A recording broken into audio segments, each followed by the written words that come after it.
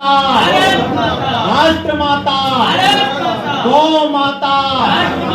बहुत बहुत धन्यवाद आप सभी पत्रकार बंधुओं। करती है कि अगर हम मराठा होते हुए इस देश के सर्वांगीण विकास की बात करते हो, धर्म की बात करते हो, राष्ट्र की बात करते हो, तो उसकी नींव में हमारी गौ माता के प्रति उस भावना को हमें अंगीकार करना चाहिए, तो छत्रपति जी ने हमें सिखाई है। इसी के आधार पर हम जब बाबा नामदेव जी का, संत जी का हम चरित्र पढ़ते हैं, आपने देखा मरी हुई गाय को जीवित कर देने की अवधारणा। एक सच्चा वैष्णव कैसा हो सकता है, इस भूमि ने यह साबित करके दिखाया जब एक मरी हुई गाय को एक वैष्णव ने जीवित करके दिखा दिया था। ऐसे चमत्कार, ऐसे सिद्धों की भूमि महाराष्ट्र की राजधानी मुंबई में आप पत्रकार जनों के सामने हमें बात करते हुए भी रोमांच अनुभव होता है। अगर आगे बात करें, हमेशा एक गौर करते हैं महाराष्ट्र के अंदर में हम जनाबाई जी, जनाबाई जी की वो घटना हमें हमारे कान में आज भी आती है कि कैसे गौ माता की प्रबल भावना, प्रबल भक्ति, भगवान गोविंद विठल की भक्ति इस कारण प्रतिपादित हुई इस महाराष्ट्र की भूमि में कि जनाबाई के गोबर के उपले भी विठल विठल बोलने लग गए। ये ऐसी भूमि है। तो अपनी बात को प्रारंभ करते हुए भूमिका के साथ मैं आपको लेकर चलता हूं भारत के उसी इतिहास में कि आखिर इस देश के अंदर इस गोरक्षा आंदोलन का आवश्यकता क्यों आन पड़ी। ये कोई नया विषय नहीं है। अगर हम थोड़ा पुराने जाते हैं, जैसे हमने छत्रपति वीर शिवाजी महाराज की बात करी, वो समय सोचिए कितना पुराना समय, वो माता के प्रति क्या भावना रही हो, क्या उद्देश्य रहा होगा उनके मन में। इसी के आगे हम 1857 में आपको लेकर चलते हैं। 1857 में मंगल पांडे नाम के क्रांतिकारी का नाम हर व्यक्ति जानता है। कलकत्ता के अंदर बैरकपुर के अंदर पे मंगल पांडे जी आजादी के जब आंदोलन देश में चल रहे थे या उसकी भनक चल रही थी देश में, उस समय पे मंगल पांडे जी को कोई समस्या नहीं थी अंग्रेजों के यहाँ नौकरी करने में। वो बढ़िया नौकरी कर रहे थे, वैसी सरकारी नौकरी जैसे आज हमारे सेना में कई भाई करते हैं, कई लोग पुलिस में नौकरी करते हैं। उनके परिवार को भविष्य में पेंशन मिलने वाली थी, मस्त जिंदगी जी रहे थे, कोई समस्या नहीं थी। रोज अंग्रेज मारते थे, रोज वो अपनी आंखों से देख रहे थे। लेकिन समस्या एक भी बड़ी विकराल हो, जिस दिन मंगल पांडे जी को ये पता लगा कि गाय के चर्म का प्रयोग किया जाता है और उसे कारतूसों को उससे प्रयोग किया जाता है और उसे मुख से खोलना पड़ता है, मेरा धर्म भ्रष्ट होता है, इस भावना को जानने के बाद निर्वीर बना मंगल पांडे, इस देश के अंदर शूरवीर हो गया और अंग्रेज अधिकारियों के सीने में गोली डाली। आप सोचिए 1857 में आजादी का जो प्रथम स्वतंत्रता समर के रूप से जिसे जाना जाता है, उस आंदोलन के बाद इस देश में 1947 में जाकर देश तो कैसे ना कैसे ट्रांसफर ऑफ पावर एग्रीमेंट के तहत ये देश आजादी को प्राप्त कर गया। लेकिन इस आजादी की मूल रही गौ माता आज तक आजाद नहीं हुआ। आज तक हम ऋणी है ये भारतवर्ष उस गौ माता का। अगर मंगल पांडे ने वो भावना नहीं दिखाई होती तो शायद हमने सशस्त्र विद्रोह की प्रणाली इस देश के अंदर अंगीकार ही नहीं की है।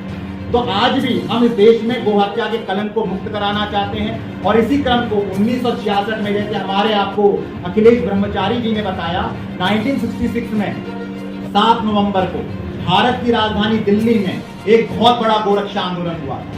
10 लाख से साधु संत उस आंदोलन में एकत्रित हुए और उसकी एक बड़ी अहिंसक आंदोलन था। एक ही मांग थी कि भारत में हम सनातनी गाय को मां मानते हैं, हमारी मां है और हम उसको जब मां मान रहे हैं तो उसको मां की प्रतिष्ठा मिलनी चाहिए। हमारा वेद कहता है गावो विश्वस्य मातर, हमारे शास्त्र कहते हैं पशवो न गाव। हमारे यहाँ ये तक कहा गया दोस्तु मात्रा न विद्यते, ब्रह्मांड में किसी की आप तुलना किसी से कर दीजिए, सूर्य की तुलना ब्रह्म ज्ञान से कर दीजिए, आकाश की तुलना आप समुद्र से कर दीजिए, इंद्र की तुलना पृथ्वी से कर दीजिए, लेकिन सकल ब्रह्मांड में गाय की तुलना करने के बराबर तो कोई देव मनुष्य भी दिखाई नहीं देता, ब्रह्मांड में कोई नहीं दिखाई देता। ये बात कहने वाले हमारे उपनिषद पुराणों की बात को रेखांकित करके जब करपात्री जी महाराज ने चारों हमारे शंकराचार्य महाभागों को एकत्रित करके, पूर्व पश्चिम उत्तर दक्षिण को एकत्रित करके जो आंदोलन किया था, उसमें गोलियां बरसाई गई तत्कालीन सरकारों के द्वारा, लेकिन उसके बाद भी इस देश में गोहत्या का कलंक नहीं मिट पाया। इससे शर्म का विषय कुछ नहीं हो सकता। इसी बात को अंगीकार करते हुए इस देश में विभिन्न आंदोलन चलते रहे, क्रमबद्धता में चलते रहे। आपको पता है इसी महाराष्ट्र के अंदर विनोबा भावे जी के संघर्ष को भी याद कीजिए, कितना बड़ा संघर्ष। अंतिम समय पर उनको संथारा लेना पड़ा, अपने को भूखा प्यासा शरीर त्यागना पड़ा, इसी पीड़ा के साथ इस देश में गोहत्या बंदी आखिर क्यों नहीं हो। महात्मा गांधी के वचनों को याद कीजिए, गोरक्षा से बढ़कर स्वराज्य का महत्व। आप बाल गंगाधर तिलक जी से लेकर जिस भी महानुभाव का नाम उठाएंगे, गोरक्षा उनकी आत्मा का विषय था, उनके सिद्धांतों का विषय था। लेकिन आजाद देश में जिन लोगों ने इसके लिए बलिदान दिया, आज तक उनके कार्यों को नहीं किया जा सकता। इसी के बाद इस आंदोलन को जीवंत रखने के लिए उत्तराखंड में पूज्य गोपाल मणि जी महाराज जी ने कार्य किया और गो कथा के माध्यम से गो क्रांति के इस आंदोलन को जीवंत रखा।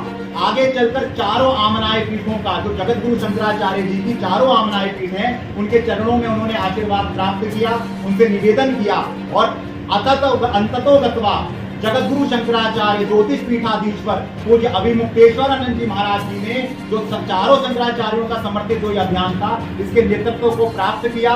उन्होंने इसका निर्देशन स्वीकार किया और पूरे भारत में अब गो क्रांति के पूरे आंदोलन को निर्देशित कर रहे हैं। इसी क्रम में भारत में गोध्वज स्थापना भारत यात्रा चल रही है। इस यात्रा का उद्देश्य बड़ा स्पष्ट है कि हम सनातनी अपनी गाय को मां मानते हैं और हमारे वेद पुराण उपनिषद गायो विश्वस्य मातरा कहते हैं। आपने देखा बाबा साहब भीमराव अंबेडकर के जो उसके अध्यक्ष थे जिस संविधान समिति के, उस संविधान सभा का धारा 25 जो संविधान की धारा है, वो हमें ये अधिकार देती है कि हमें अपनी धार्मिक मान्यताओं को जीने का, उसका पालन करने का सहज ही अधिकार प्राप्त है। और जब हम देखते हैं तो सनातन धर्म का मूल आधार गाय है।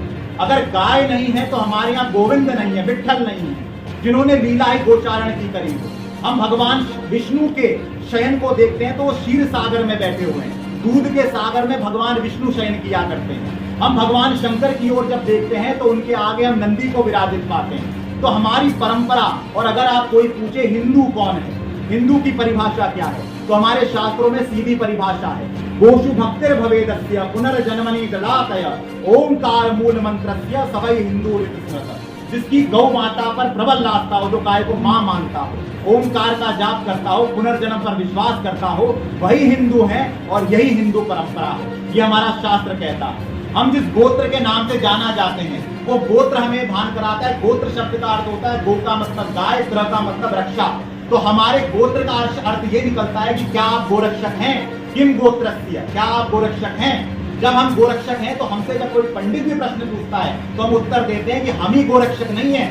हम जिस ऋषि की संतान है वो वशिष्ठ गोरक्षक थे, हम जिस ऋषि की संतान है विश्वामित्र गोरक्षक थे। तो भारत का परिचय गाय का परिचय, पूरा विश्व ये जानता है हमारे बारे में, ये ग्वालों का देश है, ये गाय वालों का देश है। ये भगवान राम जी ने जिस देश में जन्म लिया हो, विप्रधेनु सरसिन संत हित लीन मनुज अवतार कह के वो गोरक्षा का परिचय देते हैं।